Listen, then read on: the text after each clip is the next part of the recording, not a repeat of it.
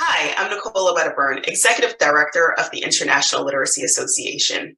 Thank you for joining us. Before we begin, I want to take a minute to acknowledge how exciting it is to see so many of you from our global regions participating in this event. If you're not currently part of the ILA family, I encourage you to visit our website, literacyworldwide.org, to learn more about what today's ILA is doing to support literacy professionals around the world. Now, on to the event. Welcome. My name is Emily Reed. I am your moderator for this evening's program. I'm a proud member of the International Literacy Association, the Director of Member Services for ILA affiliate Keystone State Literacy Association, and have been a literacy specialist for the Northern York County School District for 25 years. We are delighted to have you join us today for this ILA webinar on how to add encoding to phonics lessons. We have a wonderful speaker with us, and we are excited to get the program started. Before I introduce Wiley Blevins, just a few housekeeping notes. We have allotted some time at the end for Q&A. You may submit questions via the questions box or the chat box at any time during the presentation, and we will get to as many questions as we can. You can minimize the chat box on your screen if the conversation becomes distracting. The archived closed captioned recording of this event will be available within the next 5 days. You'll be able to access that at literacyworldwide.org/digital events. I'm delighted to introduce you today to today's speaker, Wiley Blevins.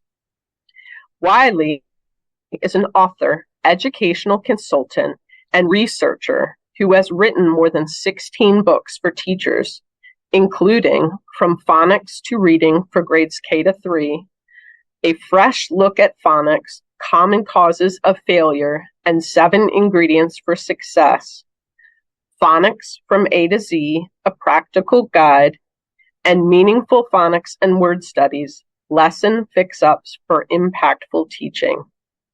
A former educator in both the United States and South America, he is also the author of several phonics and reading programs and the author of the ILA Literacy Leadership Brief, Meeting the Challenges of Early Literacy Phonics Instruction. Without further ado, please welcome Wiley Blevins. Thank you. Good afternoon and welcome everyone. Thank you for joining me for our brief chat today about adding encoding to our phonics lessons. I get asked all the time when I'm visiting classrooms if there's anything that I typically see missing from a phonics lesson. And one of the things that always pops into my mind is the lack of encoding or spelling focus. In fact, most lessons that I see have this decoding encoding imbalance. There's a lot of work with decoding or reading words, whether they're words in isolation or children are picking up a book like a decodable book, but very little work in terms of encoding, writing or spelling words, picking up that pencil. And one of the things I want to propose to you tonight is really writing that balance so that when you deliver your phonics instruction, there's an equal balance of the decoding and the encoding work going on, because both are really needed in terms of student progress. Spelling is a really critical piece of phonics instruction, and so it needs to be a major focus. When we look at state standards, many of you are in states scattered all over the United States. There might even be some people internationally, but when we look at state standards, often there are specific phonics skills for each grade level. So for example, in this grade level, students are expected to read short vowel CVC words, and there are generally equal spelling standards. So here in this grade, children are expected to spell short vowel CVC words. Especially in the primary grades, they tend to cover the exact same skills. So in the standards, they get equal weight, and they need equal weight as well in our instruction. Just a quick question, you can pop it in the chat. Have you ever had students who could read words with top phonics skills pretty well, but couldn't consistently and accurately spell words with those same skills? I'm going to open up my chat, and you can just jot your answer. Have you seen any difference in your students in terms of their decoding ability and their encoding abilities with the same skills?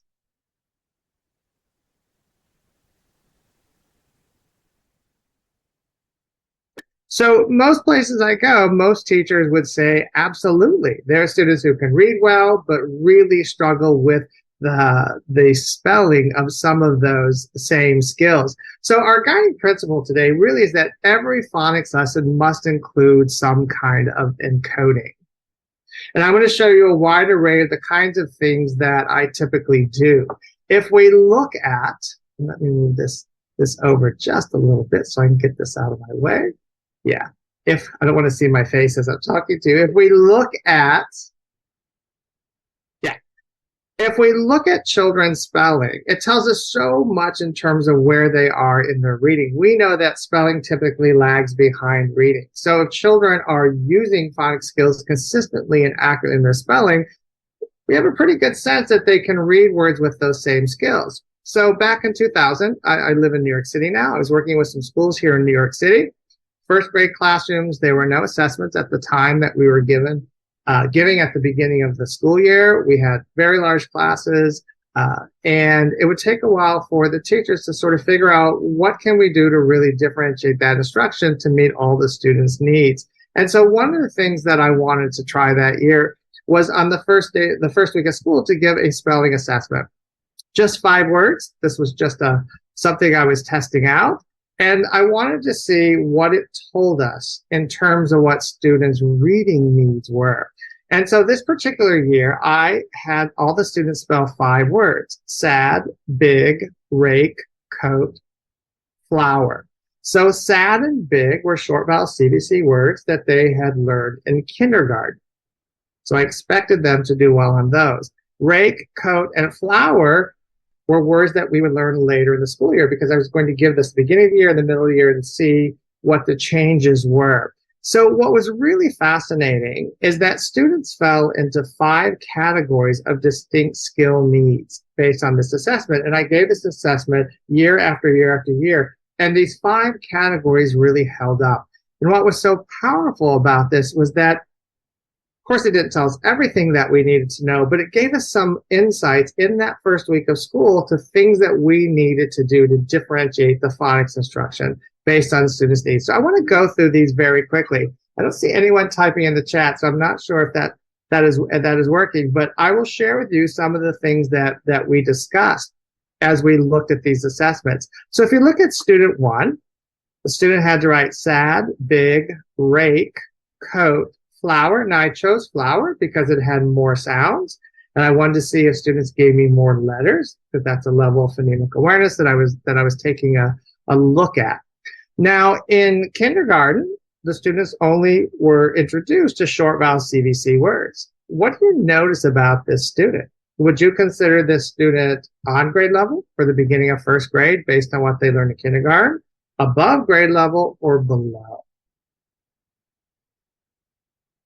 I think most of you would agree that the student is above grade level, because the student has learned something about final E. It is starting to use it, starting to overgeneralize it, as you see with rake and coat. This was really helpful for us to know, because in this particular scope and sequence, keep in mind this is back in 2000, we weren't getting to final E or silent E or magic E, whatever you call them, in your program. We weren't getting to that till about mid-year.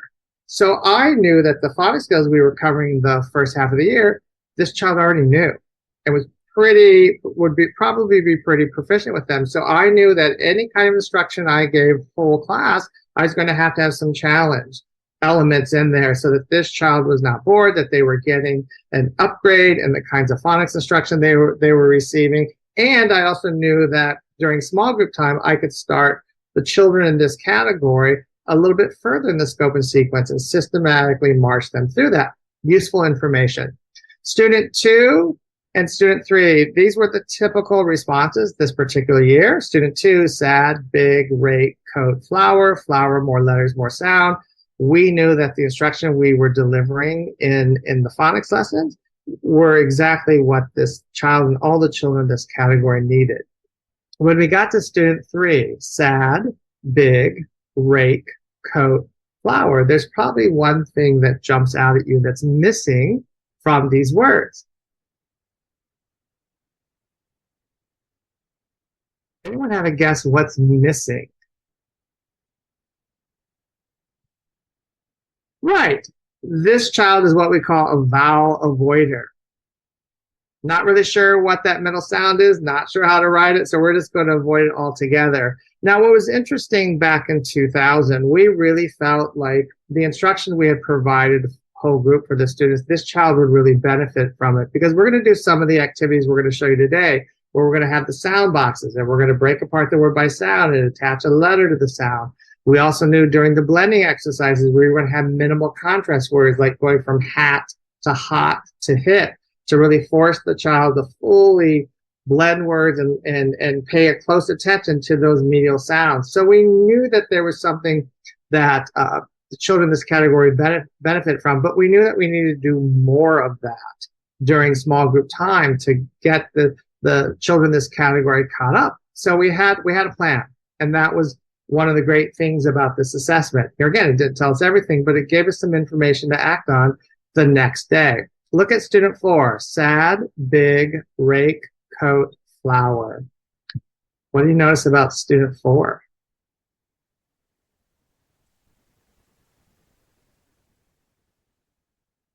So I remember assessing this student quite well. This child wrote the first letter of the word. It was either a sound that at the beginning or near the beginning, capital letter with great confidence. And this child also knew that words have letters.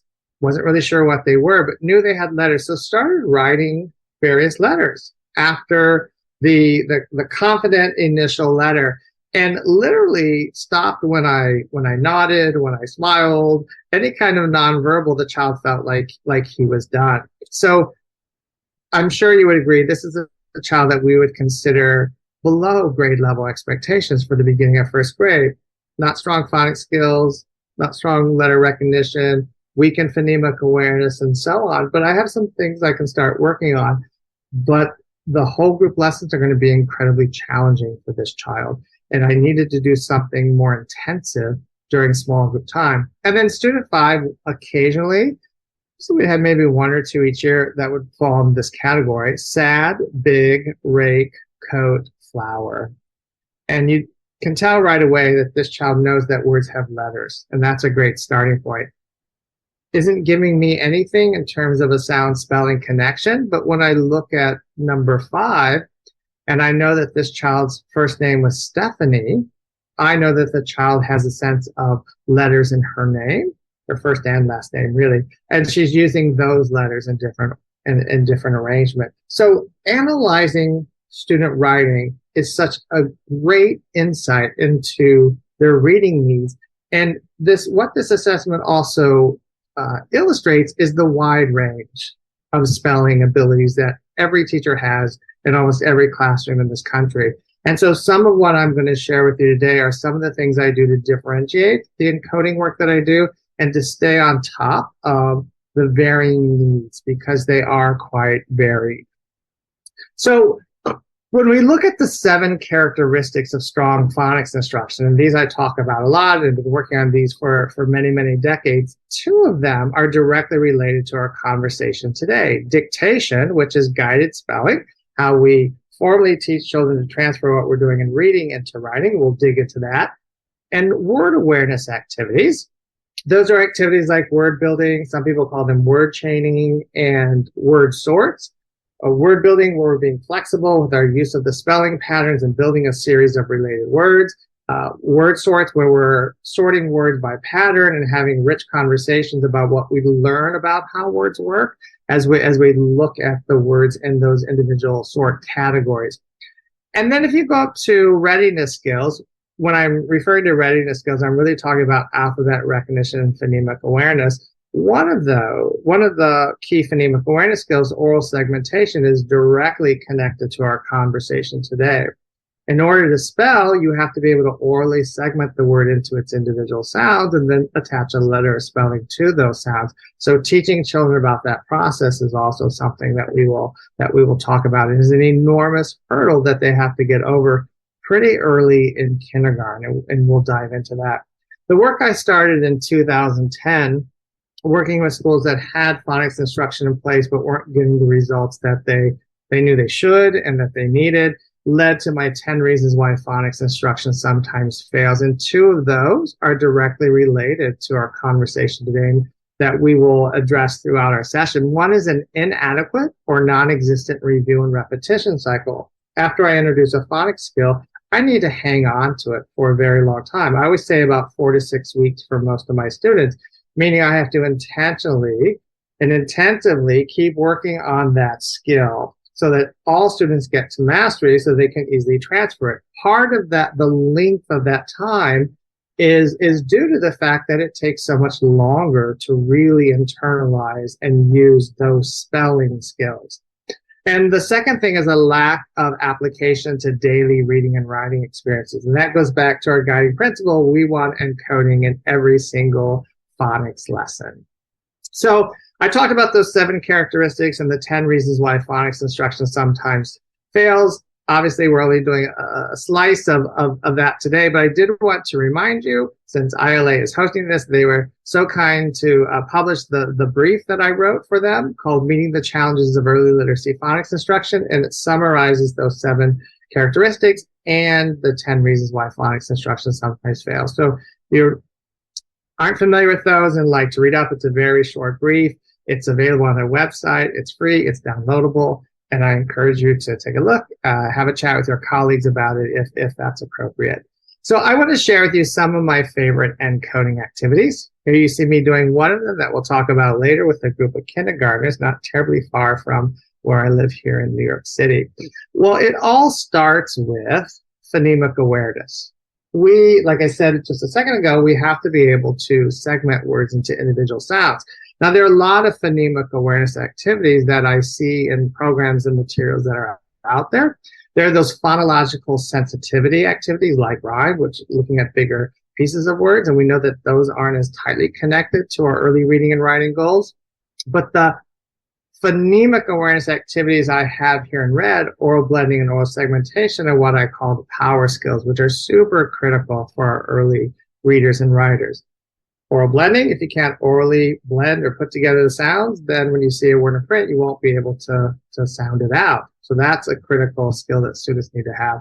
And oral segmentation, you have to be able to orally segment the word into its individual sounds and attach a letter or spelling. The other phonemic awareness activity that we'll talk a little bit about today as well is phonemic manipulation, being able to substitute, add, or delete sounds to words. And a lot of that work happens during our word building or word chaining activities. And we'll do some of those as well. So we need to have that in place. There's been a lot of conversation about phonemic awareness, about oral segmentation, about adding print. Even this past week on Twitter, there was a big sort of brouhaha about, do we need letters, do we not?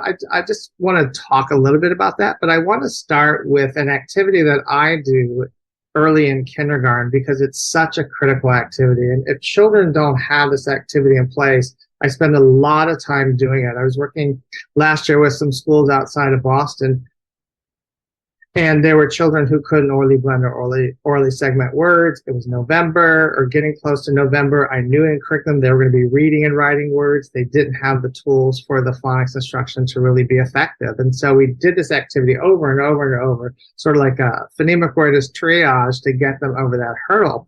But you're all familiar probably with the sound boxes or Encoding boxes. I start by just choosing some very simple short vowel words that begin with continuous sounds that can be easily stretched. And we just practice stretching the sounds. You can do it in any way that you like. My favorite way is to give children imaginary rubber bands because they're free and they're fun. And we just stretch sounds. So I'll say a word like sat. And you can do it with me if you want. I can't see you, but I know some of you will. And we just stretch the sounds and sats. That. We just do that a few times. And then I give them their sound boxes and their counters, and they drag one counter onto each box as we stretch the sounds to physically mark those sounds. So we'll do it just like this. That. We'll count how many sounds we have. That's where the activity often stops in a lot of classrooms. It's only halfway of what we really need to happen, because after we've broken apart a word, the most powerful thing is to rebuild it with letters, the letters that we know, that we've worked with. That's what spelling is all about. So I will ask students, what's the first sound in SAT? If they aren't sure, I'll tap on the sounds and say, listen for the sound. When I tap on that first box, SAT. What's that first sound? What letter do we write when we hear the sound? We do that's the letter S, and we'll replace the counter with the letter S. And then we'll go to the medial sound and do the same thing. And then we'll go to the final sound and do the same thing. And we will read our word. Let's sound it all out together. Sat. A little faster. Sat. What's the word? Sat. So we take it apart, put it together. Take it apart, put it together. A huge aha that has to happen very early in kindergarten based on the majority of the curriculum that I see out there. So this is a perfect example. When I hear people talk about you need to combine letters with phonemic awareness, this is how we do that. Oral, print, and it has far more impact, obviously, than just doing the oral. So here again, I was working with those kindergarten classrooms, and one of the things when I visit classrooms that has me really alarmed when it comes to these kinds of activities is that for a while, there's been this awareness that we need to do better with phonemic awareness. So there are these resources that have been created, robust resources that have been added to the curriculum. And what I often see is that phonemic awareness and phonics have become very siloed, and they were never really meant to be. So I'll walk into a classroom and I'll see a whole bunch of phonemic awareness activities be done, clapping syllables and doing rhyme. And then I go to the phonics lesson and children are reading and writing simple short vowel words where they have to be working at the phoneme or sound level.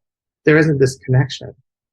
It's not benefiting the students. You really have to think about what you're doing in phonemic awareness that is getting them ready for the demands of that phonics lesson for reading and writing words. So if look at your kindergarten curriculum, if you are reading and writing short vowel CVC words, in November, I was in the school I was in this morning, today in New York City, in kindergarten, we were reading 2- and 3-letter words today. So we're in mid-October. We've just started doing that, but children have to be working at the phoneme level. We have to get them very quickly. Clapping syllables and doing rhyme isn't getting them to the phoneme level. So I really encourage teachers to look at their bank of activities and think about what is really critical for students to be successful in those phonics lessons and make those links really, really tight. So in terms of just what the researchers are saying out there about the connection to the letters, because that, for whatever reason, is still a really hot topic, Susan Brady wrote this wonderful article, Current Knowledge About Instruction and Letter Knowledge, Phoneme Awareness and Handwriting, What to Teach, When to Start, and Why to Integrate. And she talks about the strong benefits of instruction in the first year of school, kindergarten, that focuses on awareness of phonemes and that links phonemes with letters. So that big body of research. She also talks about those phonological sensitivity activities like rhyme and how we need to, there are children who struggle with those, like children with dyslexia and so on, how we need to go past them and get to the phoneme level, and making sure what we're doing in phonemic awareness is tightly linked to what we're doing in phonics, no more siloing of these kinds of things. A lot of debate over the last several years about phonemic awareness. The amazing researcher Nathan Clemens and Emily Solari and Devin Kearns and a whole bunch of other names that you see here wrote this article. They say you can do phonemic awareness instruction in the dark, but should you? A critical evaluation of the trend toward advanced phonemic awareness training. So what they're referring to, and some of you who are older like me, who have been around for a while, know that when we first started getting training in phonemic awareness, there was sort of this mantra, you could do phonemic awareness in the dark because it was only sounds, and you need the lights on for phonics because it was print, and the research never really said that. But that was sort of the mantra to make sure people understood the difference, and unfortunately, it led to this misunderstanding that that we're having to address now. But here again, they talk about phonemic awareness is taught with print. It is stronger when it's taught with print, like those examples that I showed. A study that came out of Utah, Dr. Brown and colleagues looked at some curriculum that was used, widely used there, had some concerns about what was happening there, really studied it, dove into it, and found that there was no empirical support for oral-only phonemic awareness instruction. So here again, there's this huge body of research. I initially heard about this on Twitter, which is now X, of course, which is really hard for me to remember. So sometimes you do find out about some new current things, and this was a 2021 study, so it's very, very recent. And then the International Dyslexia Association revised their fact sheet on phonemic awareness, and they talked about beginning phonemic awareness instruction right away, focusing on the phoneme level, and combining that instruction with letter graphing work and handwriting. So a great deal of consensus around this area. So I thought I would share that with you. When I do phonemic manipulation tasks, I embed them into my word building. I've always had to, with the children I work with, model how to, for example, substitute sounds using letter cards. I really believe, and I'd be curious to hear from you, when I'm asked to replace the first sound in Matt with, I see the words in my head. I know that I'm seeing the print and reading the word.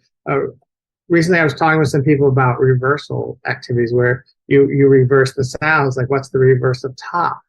I know I see top in my head and I read it backwards and say pot.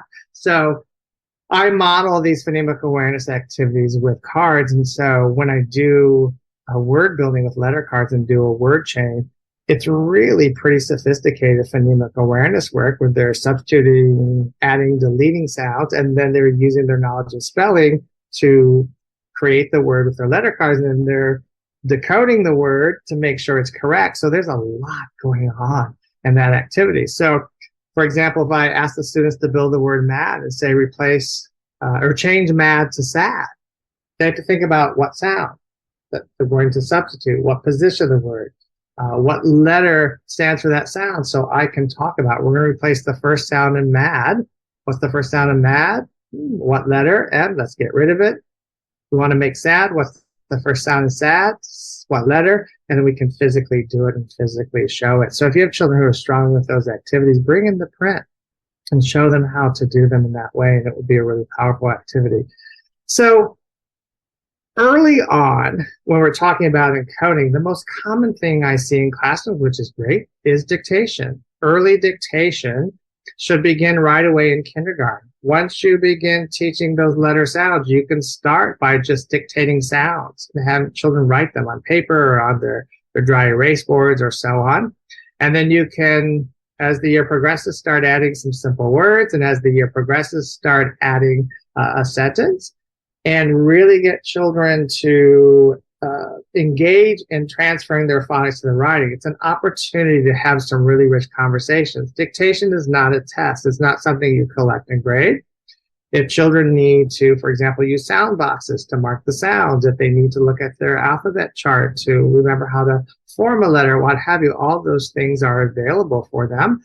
A key part of dictation is self-correction. So I always am writing, after children have an opportunity to do it, writing the answer so children can self-correct, and that can continue that conversation. But it's an opportunity for us to make public our thinking about how English words work. It needs to begin right away. By the time we get to first grade, and handwriting in kindergarten plays a key role. I know there's a lot of attention now to handwriting, which is really great to see. When I teach my students how to do handwriting, we not only practice writing the letter, we connect it to the sound. So instead of writing the letter S 20 times here, we're going 20 times to connect the letter to the sound, the physical motion to the sound. This, I often see teachers adding on some of that articulation work, where they might be talking about how different sounds are formed so we can distinguish sounds that might be confusing. For some children, I was working today with a little boy who was struggling with the difference between M and N, the sounds for M and N. And so we looked at our mouths, we felt it, and so on. So those things can also be really important and powerful. There's a Fair amount of research about the importance of handwriting, and it continues to grow. Poor handwriting slows and limits the quantity, content, and quality of student products in contrast to automatic but not necessarily pretty handwriting. There's some brain research that talks about the importance of it, and so I'm really glad that we're seeing that be an important part of phonics instruction. So when I'm teaching a lesson, I do my articulation work. We're saying the sound, thinking about how it's formed, we're practicing listening for the sound in words. I teach that sound letter connection, and then I teach them how to write the letter as they say the sound, and it just flows so nicely. And then we start reading some words. And so it fits so naturally into the flow of strong phonics lessons. So by first grade, dictation gets a bit more sophisticated. Here I'm working on short U. So I chose a couple short U words to practice writing. So I dictated those in a simple sentence. But remember, we have to hang on to the spelling work for long past the time that skill is introduced in reading. So I'm regularly looking at students' writing, aware of what I have taught up to that point. And if I'm not seeing lots of students consistently and accurately use a spelling, it's really great to add those into dictation. So dictation should be cumulative. It's not just the new skill, but I'm going to add some words from previously taught skills that students need more attention, more guided practice, and supportive. In this particular class, there were children who were struggling with short E and short I. So we did a couple of words for the new skill, a couple of words of skills they need to work on, and so on. So you can really get a lot of bang for your instructional buck in this activity by adding in some of those review skills. So here are some sample dictation activities that I created for Sadly, and they're from Phonics to Reading program. You'll see how they get more sophisticated as we go up the grades. But in kindergarten, I start by just having them segment off the first sound. Like, what's the first sound in apple? Write the letter for that sound. So they'll write the letter A here. And then we'll do some with sound boxes. Man, we'll stretch those sounds. We'll mark the sounds. We'll walk them through. What's the letter for the first sound in man, and so on. And then I take those scaffolds away and have them try a word in a simple sentence without it and just see how they're doing, so I can slowly determine when students no longer need some of those supports and scaffolds. But I like starting with very easy tasks and slowly getting to more complex, because it's easy for me to see when children have difficulty, which children have difficulty, and I can respond accordingly. So organizing my activity sets in that way really helps me collect better formative assessment. Now, by the time we get to first grade, I'll start with some sound boxes. Here we're doing long A, so chain, ch, ain. So we're going to write the letters. AI will be in the middle of this word, gray, AY at the end, train, AI is somewhere here in the middle. And I'll stop and have a conversation with children about what they notice about where the long A spelling appears. And one of the things that will emerge from this conversation, if it doesn't, I'll be very direct about it, is that AY appears at the end of a word and AI is in the middle. We never see it at the end. Now, those kinds of conversations can give children some really powerful tools when they're spelling, making decisions about which spelling to use, being aware of the position of spellings, typically in words, common spelling patterns, and so on. So these activities, you can do a lot with them and have some really rich conversations. I always say great phonics instruction is active, engaging, and thought-provoking. We're doing a lot here. We're thinking deeply. We're making observations, having conversations, and a lot of learning is occurring. Now, during and right after the pandemic, I started doing significantly more dictation with the teachers I was working with, second and third grade in particular. And I've really come to the point where I think dictation should be a part of what we do past first grade. We tend to kind of switch to, now we're doing spelling, we give them a list or what have you. And children are all over the place. And right after the pandemic, there were a lot of teachers who came to me and said, I have the spelling list and all these words like retraining with multisyllabic words and what have you. And I have children who can't spell train. What do I do? And so what we started doing is looking at that list and taking a subset and going back to where some children were and building these word chains, dictating word chains. So we'd only do a subset, maybe we'd only do a couple of days. And I'm going to show you, I turned them into pyramids because it's cuter, but I'll show you that in just a sec. So depending on where the students need to start, maybe we'd start with rain. I mean, some classes we may have started with ran and go to rain and talk about short versus long vowel sounds. But maybe start with rain. We talk about how AI's in the middle, AY's at the end. Then we go to train. They're just focusing on that initial blend. Then we go to training, where they're just adding the suffix. Then we go to retraining, and they're just adding the prefix. So there were children who were struggling with rain and train, but I was able, because these are so highly related, to systematically level them up to a grade level word. And everyone in the class was getting something. That's the kind of work we need to start doing. And 5 minutes a day, we can do a couple of these word chains or these word pyramids, dictate them, and you can just get some really intensive instruction going on. And you can start doing dictation a couple times a week around key spelling skills that you want to develop. A lot of children, second, third, and even higher, struggle with spelling changes when adding suffixes. So you might do several weeks of changing the Y to I. So do these related words: happy to happily to happiness, silly to sillier to silliness, or whatever words are appropriate for what you're teaching, and really dig in and reinforce that concept and move on to another one. That's another way in which you can take advantage of dictation. When we're doing multisyllabic words, I always see children clapping syllables in like preschool and kindergarten. I think we really need it when we're working on multisyllabic words to understand what a syllable is. So I will say a word like reread and say, let's clap those syllables. Reread. What's the first syllable? Read, write, read. What's the second syllable? Read, write, read. And then we do the same thing with remaining and all these other words.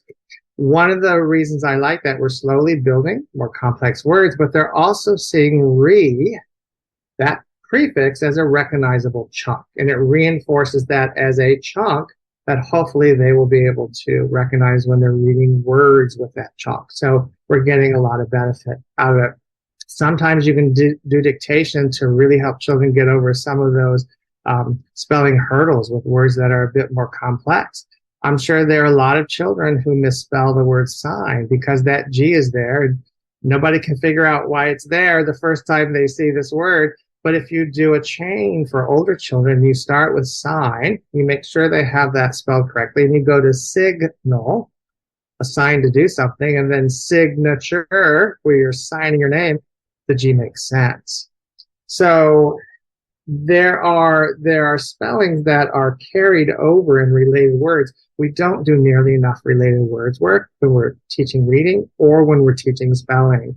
And these aha moments, the awareness of the relatedness in words, can be incredibly powerful, both for reading and writing development. So here again, there's a wealth of opportunity that you have in doing dictation long past first grade. Here are the examples of the pyramids that I did with a group of second graders. We were working on adding suffixes to final E words where we have to drop the E and add the ending. And so we were writing for most of these. So like mistaking, removable, well, there were a lot of spelling changes we were working on. But you see, I had to go all the way back to take a final E word. And then we went to taking, talked about dropping the E if children misspelled it. Then we just added the re for retaking and then replaced that with miss for mistaking. Happy to happily to unhappily to unhappiness. So there were several children, like in take and taking, that's where they were. But I was able to get them to spell retaking and mistaking, level them up because we were just doing these closely related words. So just a suggestion of how you can differentiate spelling work and also level up the work for your students who might be below grade level expectations in their spelling. Keep moving them up. Lots of great learning centers related to spelling with the Encoding boxes. This happens to be digital. It doesn't have to be digital. It'll be picture cards with boxes and some letter tiles. This is an activity I do for blending. I know many of you have heard me before know this, where I have these spinners and the children spin it and then they sound out the word. And I do this partly because it's really fun blending practice, but we have to decide if it's a real word or a nonsense word. And so that helps us with those assessments, be familiar with the concept of nonsense words so that doesn't trip us up. But once we get our words, our real words, into our into our list, then we categorize them by spelling pattern. So these extensions to these blending activities, we have a whole set of words. Let's look for commonalities and put them into categories based on spelling pattern. Look at what patterns are more common in words that we built, and so on. So that's a nice extension. If you don't have fancy digital, you can do these with construction paper and do the exact same thing. But here you see the teacher is really focusing on some critical spelling patterns for her kindergartners. And it's an offshoot of this activity that they're doing. You can give students a bunch of spelling patterns. These happen to be ones maybe late first grade or in second grade, and they spin the cubes or the dice or whatever you have, or they just come up with the consonants, the blends, and the digraphs, and work with partners or in small teams to see how many words they can form. They're just really lots of fun spelling activities that focus on these key patterns and getting children really proficient in understanding them. The other thing we want to make sure we're doing in terms of encoding, so dictation is common. A lot of people do it. It's starting to make its way into programs in a more formal way, but there are other things. I really like my students to write about every decodable text that we read, because if you're reading a text that has all these words with your target skill, and I ask you to write a retelling, for example, or list some facts you learned if it's informational, you have to use words from the story. You're going to use words with the new skill. And because it's a new skill, it's a little tough spelling them for the first time. And so you have the book that you can go back into. So it provides a built-in scaffold. So here is a story that is a first grade story called My Big Trip, about a little girl who goes to Spain. There are lots of long A words. So children are going to be writing a retelling of the story. And I know they're going to be using words like Spain and May, the month that she went, and some of the things that she saw while she was there that will contain these long A spellings. You can make these richer experiences if you add on some supports. I like adding a word bank, giving them a couple words with the target skill, like train and Spain, that I want them to make sure they put in their retelling. I might add a high frequency word that I'm working on.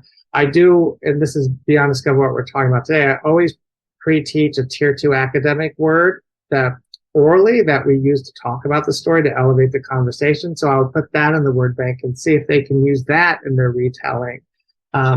Students might need sentence frames or starters to get them going. I'm a part of a study in Ohio where tutors are working with students who have high needs, and they're doing these activities all the time. And there are quite a few of them who are very reluctant writers. And we've found that the sentence frames and starters aren't cutting it. It's not enough support. So giving them a retelling frame, it's just a few sentences that are connected, that if they add the missing pieces, first she went, then she, after that, or whatever it happens to be, they have a structure to go back in, find that information, and create something that's very cohesive. So they might need more support. The other thing that we do with this writing, we don't treat it like a one-off experience. The students write it, and the next day we'll reread it, because I know there are going to be some decodable words, and we will go in and revise it based on skills we're working in our writing lessons. So part of your ELA curriculum, I'm sure you're doing something in writing. Maybe you're doing adjectives, or maybe you're doing something with mechanics like capitalization or punctuation or what have you. Have them go back in and check that writing for that skill, so that you are intermingling, intermarrying, connecting, whatever the right word is, all the pieces of your ELA curriculum, so that things aren't siloed at any time. So a lot of meat, and that is really purposeful encoding. Not only is it purposeful encoding, but the main point about writing about decodable text is to deepen our understanding, is to check their comprehension. If I ask them to write a retelling, I'm getting a sense of how much they understand about that story. Plus, they're getting lots of meaty encoding work. So a lot of benefits. I have a book coming out in late January called Differentiating Phonics Instruction for Maximum Impact. And I have this graphic in there about decodable text. And the things on the top half of the graphic, phonics application and building fluency, are the primary uses of decodables that I see in classrooms. The things on the bottom are all the things I wish were added to that work, like vocabulary and oral language, comprehension, developing comprehension and early reading behaviors, writing and spelling, and working on syntax and text cohesion. So writing and spelling, the work I just showed you, and syntax and text cohesion, those are all related to develop writing skills and give us lots of opportunities to continue to give students reasons for writing about these texts to further develop their encoding skills. So let me show you some examples in that syntax and text cohesion category. The text cohesion is a little bit of a sidebar, but you'll understand why I'm doing it when we get to the end. But these kinds of activities really help children connect ideas across sentences and paragraphs and understand how sentences work, that give them opportunities to use that knowledge when they're writing. So in this particular story, one day Pam rode in a train. She paid a lot for it. These sentences are highly decodable, very, very simple, but one sentence is far more difficult to make meaning from it. And I'm sure you can figure out right away it's that second sentence, because in the first sentence, there are very specific things named. Pam, a name of a girl. Train, a name of an object. I formed this mental picture, but when I get to the second sentence, she paid a lot for it. These concrete nouns are replaced by pronouns. And so in order for me to understand it, I have to connect it to things I read before. So it's much more complex. We talk about idea units in text being propositions. It has high propositional density, which makes it difficult to understand, or more difficult to understand. And so when we're reading, I like to make sure children are staying on top of that, because I want to train them to really carry ideas across sentences. Because when they get to third, fourth, fifth grade, you have these really complex sentences where they have to link ideas across. And a lot of children struggle with that. So if we're reading along, one day Pam rode a train, she paid a lot for it, I'll just stop and say, who's she? And if children don't know it's Pam, we will talk about that. I'll draw an arrow to Pam and say, well, let's replace she with Pam and see if it makes sense. One day Pam rode in a train. Pam paid a lot for it. Does that make sense? Yeah. And we'll continue with other sentences. So she went to see a museum. She had to wait in a long line to get inside it. What is it? A lot of children don't know it's museum. They might say train. They might say long line, which is the most recent noun. And so we do the same kind of activity. So just keeping them on track, doing that kind of work, but also deconstructing complex sentences. So this last sentence, she had to wait in a long line to get inside it, is really complex. It's very long. It has all these different meaningful chunks to it. So I will divide a word into its meaningful chunks.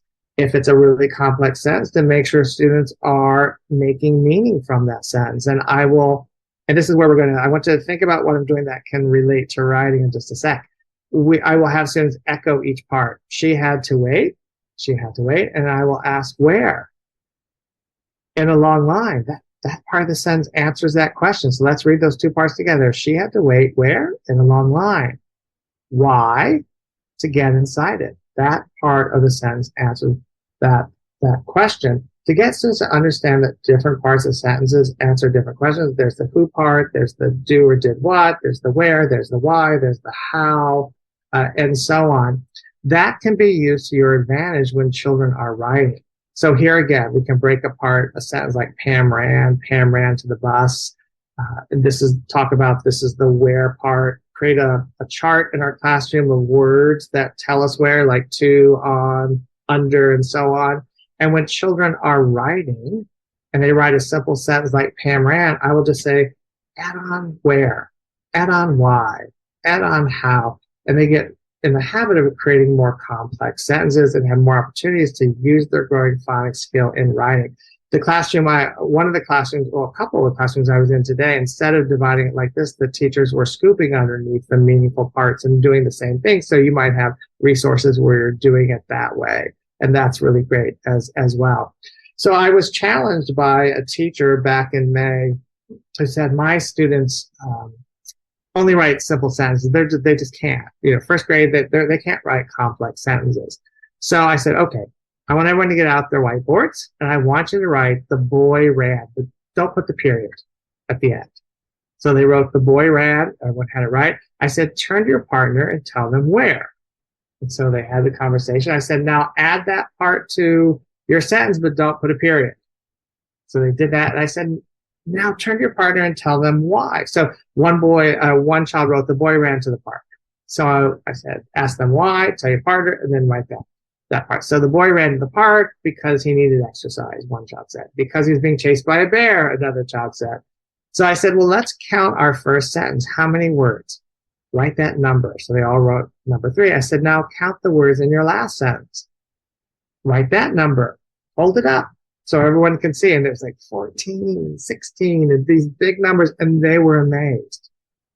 It's really possible if you do things like this that are scaffolded. You can do sentence combining. You can change a sentence, that's a statement into a question. You can start, add the word because and continue, what have you. The other thing that you can do with this is with very young children, start getting them used to book language, which is very different from oral language. So I took that sentence, the boy ran to the park, underlined the where part, and told you I'm just going to flip the parts. I'm going to put the where part first. To the park, the boy ran. And we read those 2 sentences. And I said, do we have the same words? Yeah. Do the sentences mean the same thing? Yeah. One sounds like how we talk, and one sounds like how we might see it in a book. And that gets children ready. So there are a wide range of things that you can do that are writing related that can reinforce and give them more opportunities to spout. And so I'm going to skip this because we're a little short on time. I did want to make one point, and I'll make this very quickly because I'm way behind. When I think about decodable text and being practice tools, the initial application of the phonics skills, rereading for fluency building, but people forget. Reading these decodables over and over and over, children see those spelling patterns over and over and over, and it actually has a powerful effect on their spelling ability with these texts. So I did a study back in 2000. I'll go through this super, super fast. We had one group. All the students were taught the same phonics lesson, the same day. Everything was highly controlled. I watched it, or my research assistant watched it. The only difference was the follow-up text that they read. One group had highly decodable text. It was 100% controlled for phonics and high-frequency words for the study. So like Sam sat in the sand. Most of these words can be sounded out, or they were high-frequency words that we formally taught. The other group had pattern text. Sam sees a sandwich. Sam sees a snake. Sam was fully decodable. C's and A were high-frequency words. And the last word, they typically used the beginning letter in the picture clue. So very different reading experience. I did the Woodcock Reading Mastery to see, did we see any movement in either group from beginning to middle of the year? And the decodable text group went from, this is first grade, 28% on grade level to 72 mid-year. And the pattern text went from 40 to 54%. So we didn't see as much movement. I gave a phonics assessment mid-year, 20 words. 10 words, both groups had seen multiple times, 10 they hadn't. So I wanted to check on transfer because that's the key indicator to me that they really know the skill. The decodable text group, 87% passed that assessment, and the pattern text only 48. They just didn't have as many opportunities. But this is what I want to get to. I was really surprised at the impact on the spelling. In September, and I gave the same words beginning and middle of the year, and the words represented where we were in the middle of the year. So I expected growth, but I didn't know how much growth I would see. Beginning of the year, 11% of the students in the decodable text group passed that assessment. Mid-year, 92. In the pattern text, it went from 23 to 66. So we saw more movement in the spelling by them reading those decodable texts with that intentional focus on those patterns. So observation is a really key part of staying on top of students' writing. And it can be a part that might seem a little overwhelming or difficult to manage. So I have a really simple tool. It's so basic, but it really works for me. So forgive me for its simplicity, but I like really simple, easy things. So I just have a checklist. And I'll show you the checklist here. I just have a checklist. I put it in front of the student's writer's notebook, kindergarten, first, second, third grade, what have you. It's just a list of the skills, the phonics skills that we're working on. And when I introduce a skill, the students have to go and circle that skill on the checklist, meaning I'm going to start looking for that in your writing. So usually about once a month, the teachers I work with have time to look at students' most recent writings through a phonics lens. So they will look here. The students have worked on short vowels, blends, initial blends, final blends, and finally. So we're going to look for consistent and accurate use of those skills in the most recent writings. And if we see a lot of examples, then we record some of those and we put a check that students are moving toward mastery. What this allows us to do is to quickly flip through the student's writer's notebook and see, are there skills that are circled that a lot of students don't have check marks beside? So I can do more dictation, or I can add more of these words to dictation during our whole group lessons. Maybe there's just a few students. That's a skill-based small group. That's perfect for really digging into those skills with that small group of students who need that support. I can also use this when I'm conferencing with children and celebrate their success and give them some goals of things we want to work on. So there's just a lot of things that we can do with a really basic tool. Spelling list, you've all heard. I know parents love spelling lists, and I have some teachers who are like, I send home a spelling list anyway, even though I'm not assessing at the end. Parents want to see it. But it really hasn't worked, because a spelling list is this intensive horror around trying to memorize these words in 5 days and then doing okay and then forgetting about them. Here again, it takes a long time to transfer the phonics skills into spelling. So the best way to look at spelling is in a cumulative nature over time. So I don't give spelling tests, word lists anymore. It just doesn't give me reliable information. So I've changed it to dictating cumulative sentences at the end of the week. And the number of sentences really varies by how much time you have and the grade level. But here's an example from grade 1. We are working with the ow sound, spelled O-U-O-W, and I know these are the skills in the previous week, like ooh and or and r and what have you. So I created sentences, 4 sentences that I'm going to dictate. Here again, your number might vary. And there are ow words in these sentences, and I folded in words with the previous 5 weeks. So I know this week I'm going to look at words with ow, but this is week 24, week 25, 26, 27, 28, 29, there will be ow words, so I can track it formally over time. So looking at students writing, they may or may not use ow words, but I'm going to intentionally put some ow words, spelled O-U-O-W, in these sentences to see how they're doing. Are they holding on to it? Is it starting to slip away? To grade this, it's really basic. I just circle the words that are spelled incorrectly, and I list the skills on the paper, ow, or R-controlled, ER, IRU, or whatever it is. And so I can flip through very quickly. Here again, I can see, oh, there are a lot of children who are struggling with this skill. Let's do some more dictation. Or there are only a few. Let's form a small group based on that. So that gives me some real-time data to stay on top. So I can make some course corrections for these children right away through these very simple tools, just by looking at these things, weekly and periodically with the writer's notebook, and try to really dig in intentionally to skills children might be struggling with more. And so that's just a way to differentiate and stay on top that I found to be pretty easy. You can do this in any grade. 3rd grade, we're doing AROR, so you see some AR words here, and you see how I've folded them in multiple weeks. You code them, and you do that. We also have to think about spelling with our high-frequency words. In the science of reading conversations, there's a lot of talk about orthographic mapping, how we map words into memory, and there's been a lot of attention paid to our irregular high-frequency words, the ones that don't necessarily follow rules or have less common spellings, like a word like said, or and so on. And so we know, in order to orthographically map a word into memory, we have to attend to the sounds in the word, the meaning of the word, and the letters. For a long time, these irregular words were treated as big chunks, right?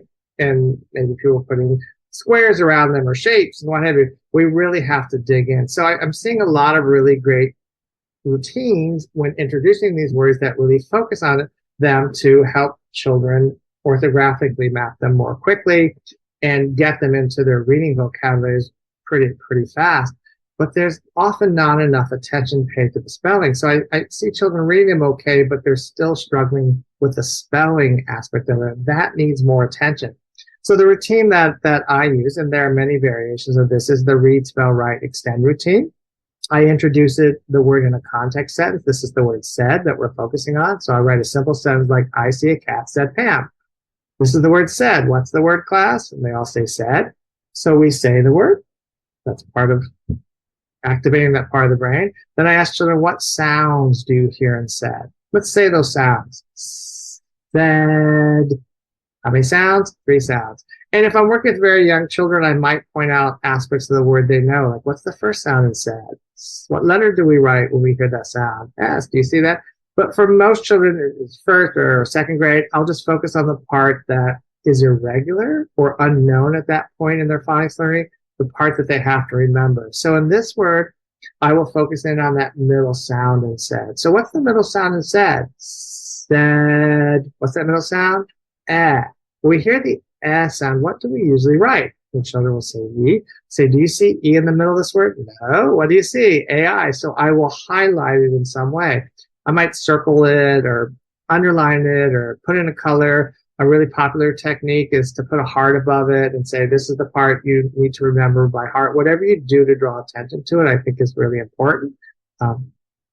And so that is attending to a spelling pattern that can really get them to attend to an aspect of the word that they need to remember. And then we spell it out loud together. S-A-I-D. What's the word said? If it's very young children, I might do an echo spell instead of a choral spell because they need some support. Then the children write it as they say the letter names. S-A-I-D. What's the word said? Then I'll give them a writing frame or a starter, and they'll complete an oral sentence with a partner and then write it down. And so there are lots of things that we do in it. But the point I'm trying to make about the high frequency words is we need to really dig in, lean into these moments when we're talking about spelling and have some rich conversations with children that can help them when they're writing these very common words that don't necessarily follow the typical rules that they really struggle with. So here are some high frequency words like have, to, one, could, was that fall into that category. And think about all the possible intentional, rich instructional conversations you can have. So a word like have, I'm going to talk about and point out that there are no English words that end in the letter V. So if children are writing a word like have, they get to that last sound and it's so they write the letter V, they have to add an E. And that's just one of the things that we learned about it. There's so many words. So I might connect it to words that they know, like give, live, love, what have you, what's appropriate for them. That is something that can help them with their spelling. A lot of children, you see them write have, H-A-V. They haven't learned that generalization. A word like to, I can connect it to do and who, other words that share that same spelling pattern. Some children might be really confused because they might know words like go and no that they learned very early on. All of a sudden, to isn't toe, and it throws them off. So having that conversation, contrasting it with words that sound the same, the homophones, but are spelled differently. To, T-W-O, to, T-O-O, and talk about how the spelling gives us information about the meaning, and that's why they're spelled differently. You just see there's so many rich conversations. A word like one, we can connect to done and once. We can contrast it with one, W-O-N, spelling attached to meaning. Could, connect it to should and would. Whenever I see could in a scope and sequence, I always add in should and would. Teach that pattern, that O-U-L-D pattern, how the L is silent, really highlight that so children remember it when they're writing. And then the word was. There's a lot here to unpack. A reversal, was, saw, can trip up students when they're reading, when they're spelling, that the A stands for the sound, the S stands for the Z sound, like in words they know, like is and has. Rich conversations, thinking about spelling, making those connections. So that should also be a focus to help with the encoding work that we're doing with students. I talked about how phonics should be active, engaging, and thought-provoking. I talked about those word awareness activities, one of the 7 characteristics like word building and word sorts. Word building, you're just using a set of letter cards. I know that I think in letters training, they call them word chains. So chaining might be a more familiar term to you. There are different ways in which you can do word building. There's a way that has a blending or reading focus where You have children build a word like sad, and you say replace the S with M. What's the new word? So they're just sounding out. But the part that's connected to encoding our conversation today is the type of word building that has more of a word awareness focus, where you say a word like sad and say change sad to mad. So they have to do those sound manipulations, and then they have to show that by spelling the word. So that's our encoding work. Then they have to read it to make sure they're correct. So that's our decoding work. It's a really powerful activity. It's really, really fun to do. It's one of my favorite activities to do because so much is happening in such a short period of time.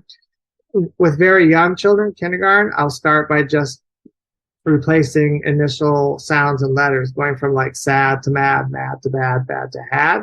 Once they get good at that, we'll start replacing initial and final, sad to sat, sat to hat to had, being very flexible. And we'll slowly progress to also changing the medial, sad to sat, to sit, to hit, to hat. I love doing that when they start learning those short vowels to become really flexible, because that's really hard.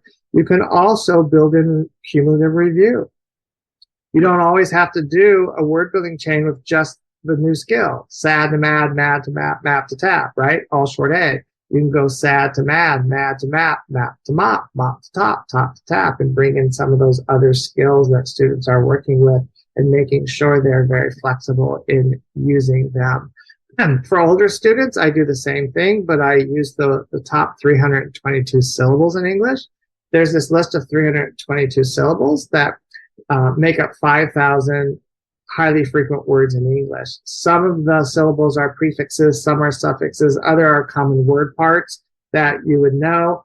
And I want children to start seeing these as recognizable chunks. So we, in K1 and 2, we want them to recognize, EA for a long E or OW for a long O. We want them to recognize those pretty quickly. We kind of stop there. Now I want them to have a store of syllables that they recognize very quickly. So I'll do word building in the same way. Give them a bunch of syllables. Make prescriptive. Go to prescription.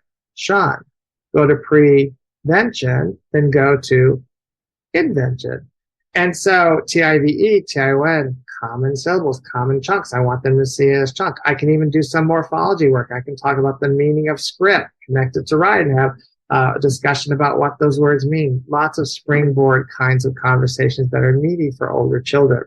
A lot of teachers early on when I was working really struggled with the management of the materials for word building, because they had these little word cards and things like that. And they're like, I don't want to spend my Sunday putting 10 cards in 30 baggies, which no one should have to spend their Sunday evening doing that.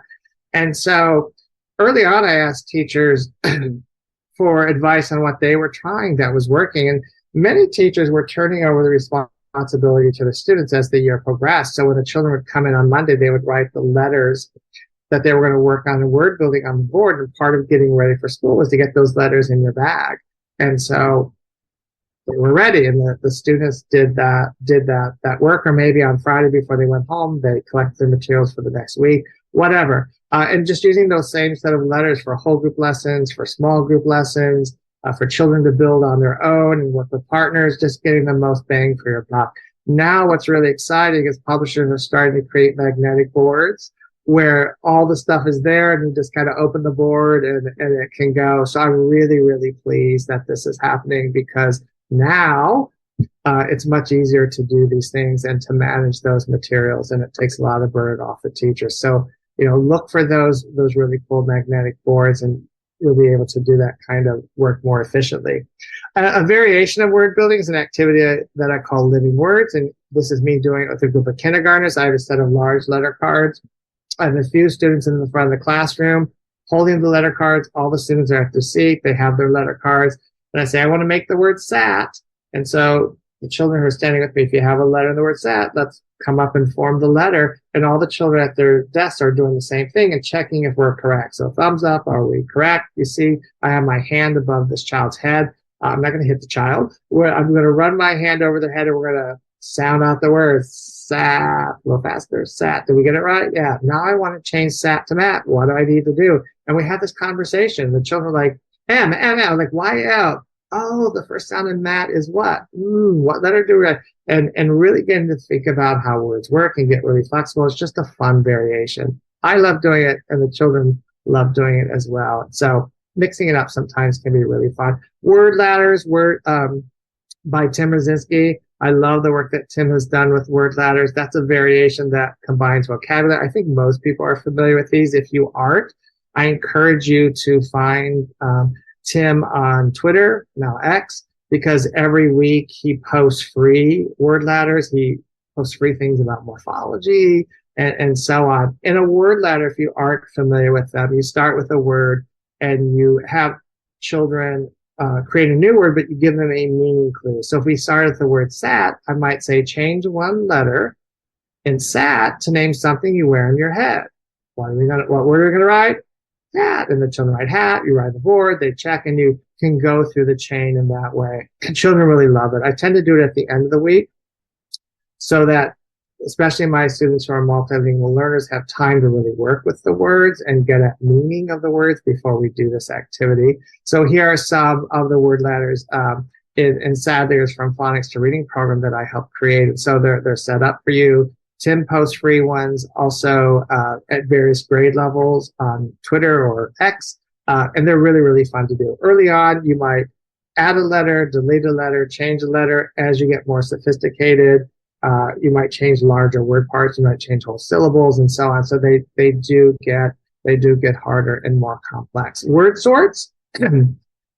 So word sorts have gotten kind of a bad rap, partly because they've transitioned to being an activity that children do independently, moving cards into piles, and that was really never their intent. Their intent was after you get into a pile, so if we have these words, road, show, grow, boat, I would have children move them into two piles, long O spelled O-A, long O spelled O-W, and I would ask a question. What did you notice about these words? What did you learn about these spelling patterns? It's that conversation that actually helps with spelling. So in the O-A, O-W words, what we would talk about if children didn't notice is that O-A is never at the end of a word. It's always in the middle. O-W can be at the end. And so that helps them make some decisions. If they're writing the word snow for the first time, what are they doing? They haven't memorized it. They're thinking about the individual sounds. S, N, O. Last sound is O. I have some choices. Mrs. Smith said, can't be O-A. It's always in the middle. I'm going to try O-W. So those kinds of conversations can be powerful. I'm being very conscious of time. I know I only have about 4 more minutes, so I'm going to go a little bit more quickly. But these conversations get even more important as we go up through the grades. Yes, in kindergarten or in first grade, second grade, talking about like long vowel spelling patterns where they appear, super, super powerful. But when we think about what I said earlier about related words and how we don't do enough work with that, a word sort can really help with that. So the classic example is when we write words that end in ENC or ANC, like fragrance or difference or excellence. A lot of people, when they're writing excellence, will get to the end and be like, I'm not really sure. Is it E-N-C-E or A-N-C? They'll type it. Hopefully spell check will correct it, or they might pause to have to think about it. But the reality is, if we think about related words, it's actually very easy. So most people know how to spell excellent with great ease because they see it all the time. They spell it all the time. Excellent ends in E-N-T, so excellence would end in E-N-C-E. Different ends in E-N-T, so difference would be E-N-C-E.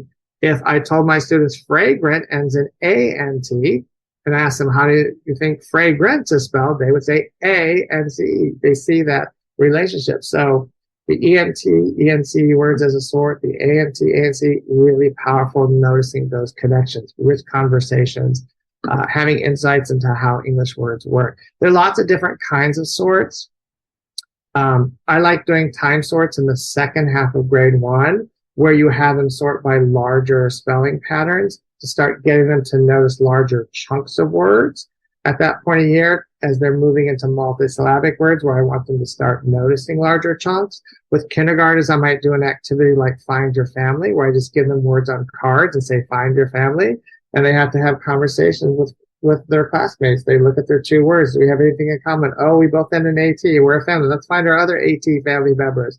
That kind of thing. It's also really great when you do a word sort to also look at those words through a different lens. So doing a concept sort, like maybe nouns and verbs, or words that describe animals versus people, or whatever the words lend themselves to, because as children go up through the grades, it's important that they look at pieces of words that help them decode and pieces of words that help them get at meaning. And so viewing words through different lenses from the very beginning really gets them ready to have those rich conversations.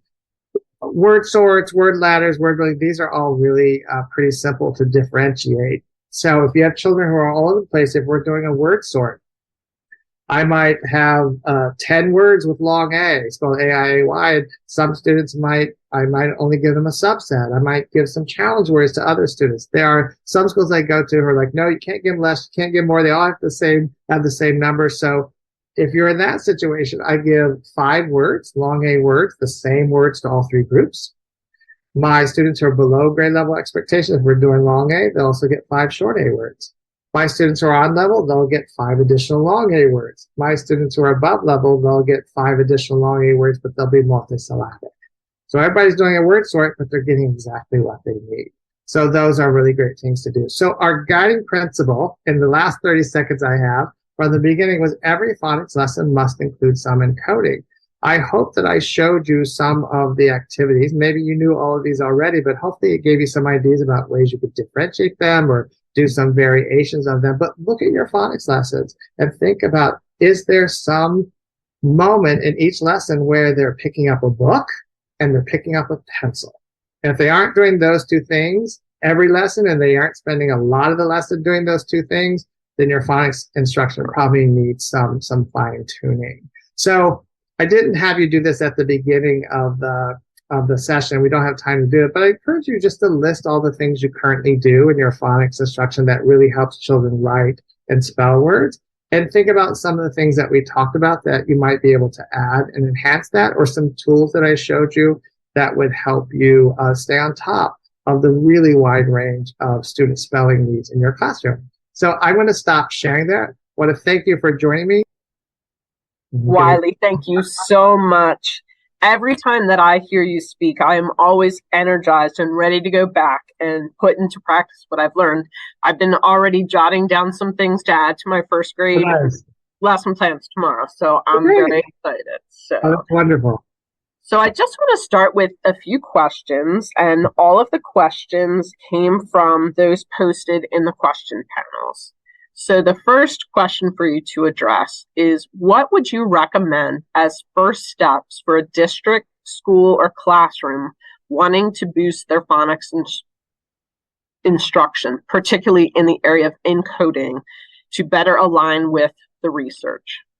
So you need a spelling survey in place. You need to know what your students do and do not know.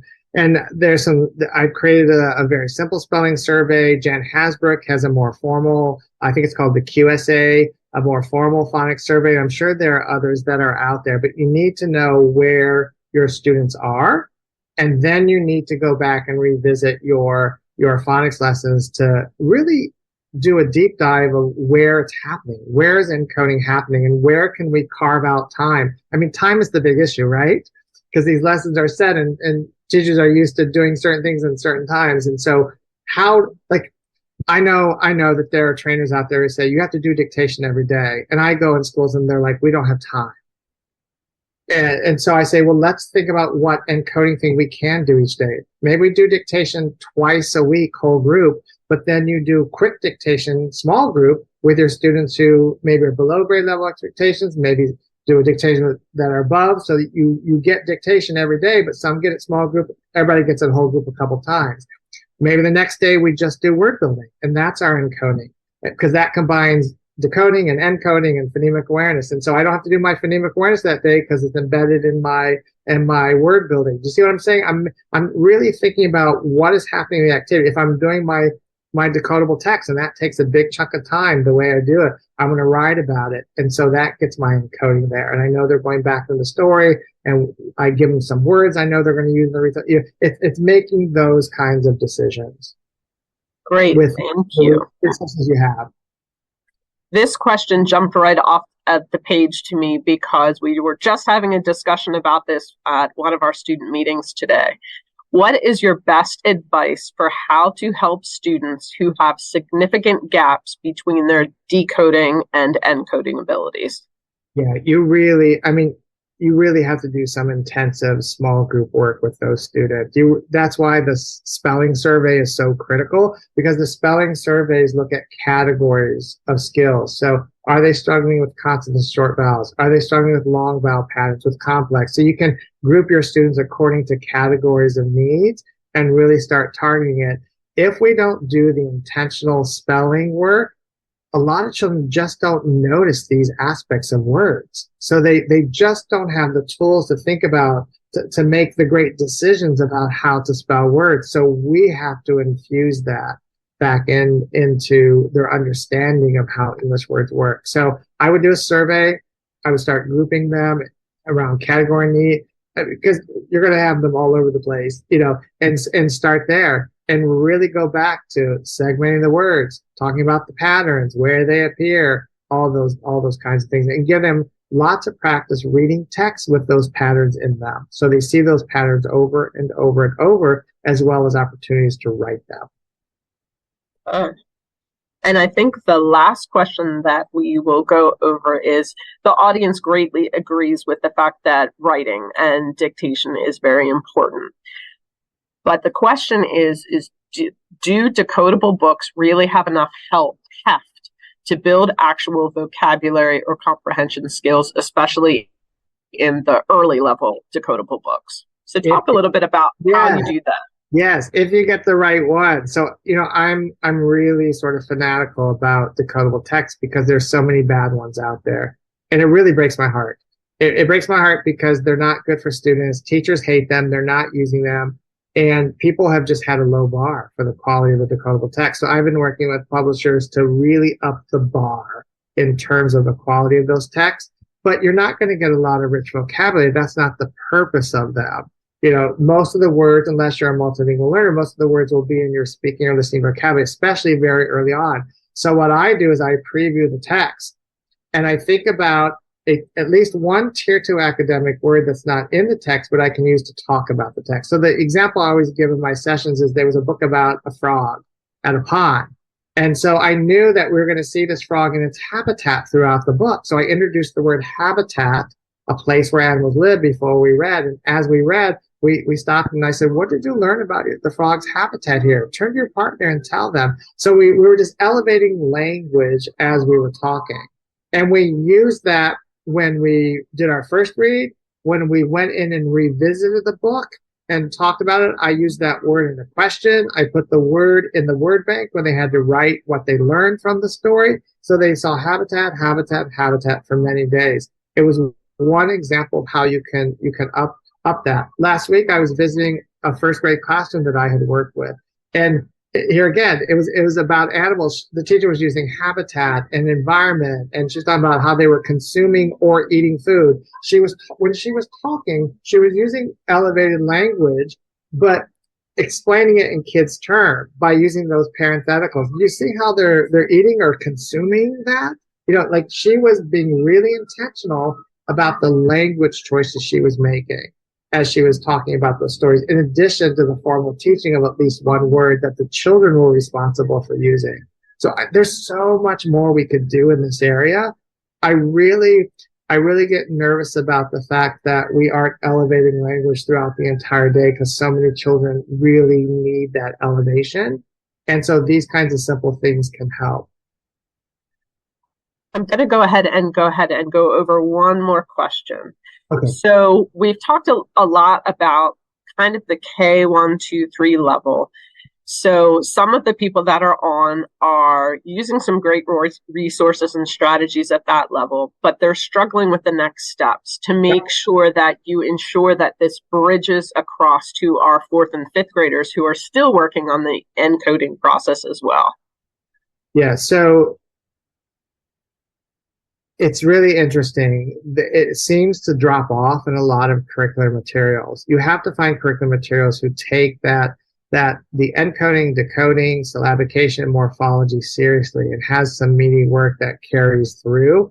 Now, a lot of the upper elementary school teachers I work with don't have the kind of time teachers in elementary school have. So maybe they'll, 15 minutes and then it'll carry over to other things that they're doing. But you have to have those things in place and they have to be differentiated because children are all over the place.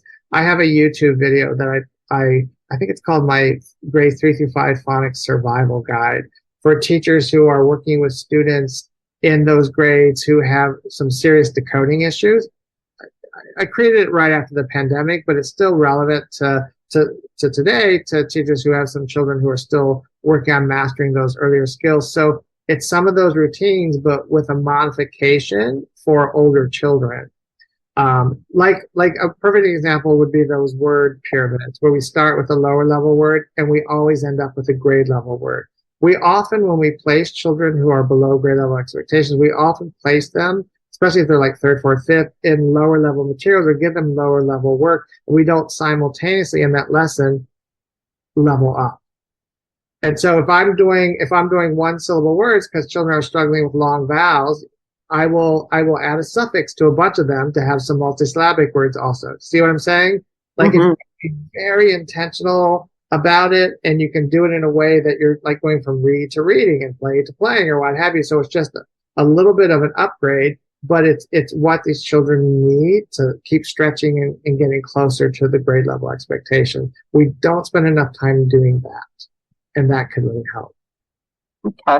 Thank you so much, Wiley. We are about running out of time, but I'd like to thank Wiley for the fantastic presentation and conversation this evening.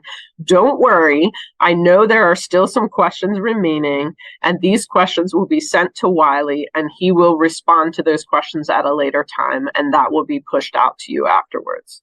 So thank you again. We also, in addition, want to thank our event sponsor, Sadlier School, and thank you for joining us, listening in, and sharing your questions. Just a reminder to all of you, the closed captioned recording of this event will be available within the next 5 days. You'll be able to access that at literacyworldwide.org/digital events.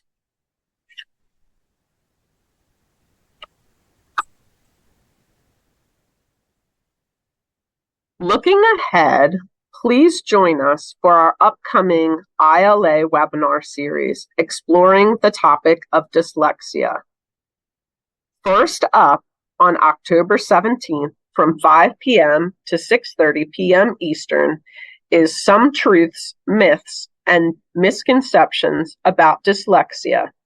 Joanna Christodoulou will address truths and misconceptions about dyslexia and answer questions often posed by educators. Core knowledge and reading development based on current research will be explored as well. Then, spelling instruction through the lens of dyslexia, development, differentiation, and adaptation will be held on November 7th from 5 p.m. to 6:30 p.m. Eastern. Shane Templeton will address the nature of the challenges that dyslexic students face in coordinating sound, alphabetic pattern-based spelling, and morphology from a developmental perspective. In addition, he'll share strategies for tailoring instructional supports and interventions in ways that are both effective and engaging. Innovations in assessing multilingual students for dyslexia will be held on December 5th from 5 p.m. to 6:30 p.m. Eastern. In this event, Lillian Duran will delve into the recommended screening protocols and practices for multilingual learners in U.S. public schools and how traditional approaches do not fairly serve dyslexic or non-dyslexic students. She'll also explore innovative approaches to assessments as well as the nuanced decision-making needed to account for home language exposure and the language of reading instruction. Registration for all 3 of these events is now open and can be accessed by visiting literacyworldwide.org digital events. And of course, in case you missed it, the recording of our recent ILA webinar, Supporting Adolescent Struggling Readers, featuring Peter Apperblack and Danielle Dennis, is now available on demand. This event explored rooted in research strategies to support adolescent struggling readers and their academic success. The event can be accessed by visiting literacyworldwide.org/digital events. We are excited to introduce ILA's Literacy Learning Library. The library consists of curated videos, articles, and additional materials that can be used to deepen teacher knowledge through self-study or as part of ongoing group PD. For more information, visit literacyworldwide.org/learning library. Please visit the Digital Events website for more information on upcoming and on-demand webinars. If you're not already following ILA on social media, make sure you do so for the most up-to-date information. Thank you again, Wiley, and thank you again, everyone, for joining us tonight. Have a great evening.